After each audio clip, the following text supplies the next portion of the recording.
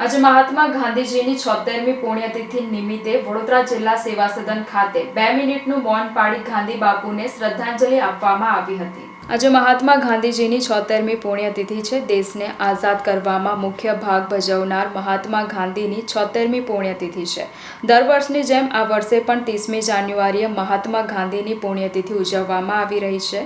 એટલે કે દેશ અને દુનિયાને અહિંસાના માર્ગે ચાલવાની શીખ આપનાર બાપુની આજે 76મી પુણ્યતિથિ છે। આઝાદી પછી 30 જાન્યુઆરી 1948ના રોજ નાથુરામ ગોડસે મહાત્મા ગાંધીની ગોળી મારીને હત્યા કરી હતી। આજનો દિવસ ઇતિહાસમાં એક કાળો અધ્યાય તરીકે પણ નોંધાયેલો છે। ગાંધીજીની હત્યા થઈ ત્યારથી 30 જાન્યુઆરી શહીદ દિવસ તરીકે ઉજવવામાં આવે છે। ત્યારે આજે વડોદરા શહેર જિલ્લા કલેક્ટર કચેરીના ધારાસભા હોલ ખાતે સરકારી કર્મચારીઓ અને જિલ્લા કલેક્ટર એબી ગોર સાહેબે 2 મિનિટનું મૌન પાળી ગાંધી બાપુને પુષ્પાંજલિ અર્પણ કરવામાં આવી હતી।